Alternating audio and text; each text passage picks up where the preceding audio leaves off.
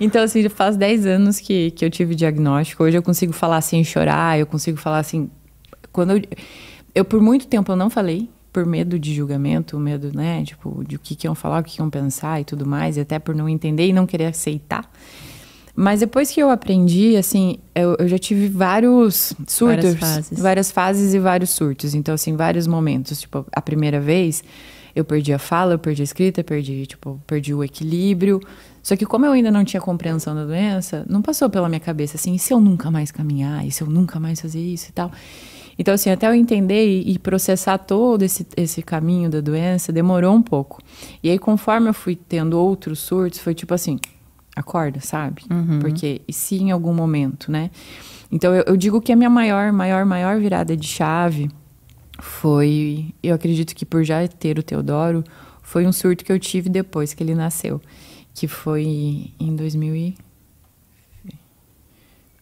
Falei que eu sou ruim pra data? Eu prefiro esquecer do que lembrar, mas vai fazer, acho que foi em 2022, se eu não me engano, 21 para 22.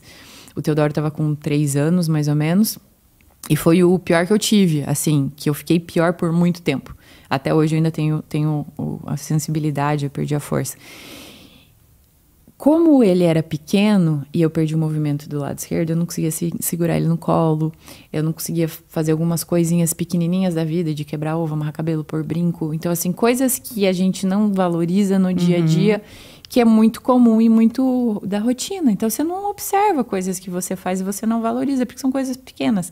Então, como eu fiquei, assim, e fiquei internada quase 5 dias sozinha, porque era época de Covid e não podia ter visita. Nossa. Eu refleti muitas coisas. Eu pensei muitas coisas. Então, assim, eu acho que essa é a minha maior virada, assim... Eu digo, a gente sempre tá virando, né? Eu acho que eu posso melhorar ainda muitas coisas, mas, assim, a minha maior virada, assim, de realmente vou fazer acontecer, vou correr atrás, vou, sabe, acreditar e não perder tempo, foi aí. Tanto que o podcast veio depois eu fiz um vídeo, um livro, depois eu fiz várias coisas...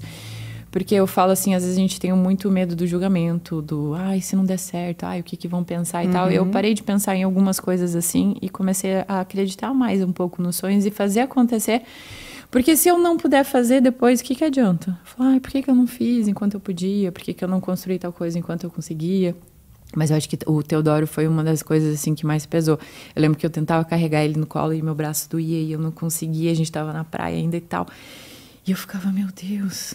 Tanto que ele falava assim, você quer ter outro filho? Eu falava, mas e se eu tiver outro filho e daí eu não puder, né, cuidar. Ou não tiver... Então, isso, assim, me pesava. Eu chorava muito.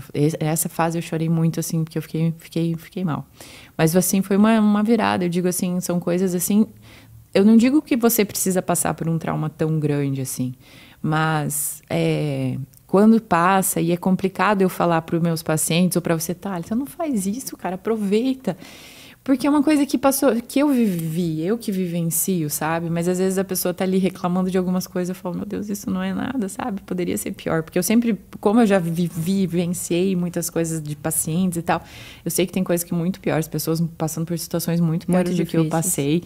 Tem pessoas que têm a mesma doença que eu e estão em situações muito piores, mas eu sei que, assim, se você se cuida, se você busca, que foi até que o meu médico falou, né? Você faz violão, você faz luta, isso te ajuda muito também no teu prognóstico, você, né, ter uma doença um pouco mais leve. Então eu sei que eu não posso parar. Esses dias eu estava eu queria aprender a desenhar, que eu não sei, eu podia aprender a pintar, que eu nunca pintei. Então coisas assim que dá tempo de a gente fazer e correr atrás. Eu acho que isso me motiva muito a não parar. Com certeza.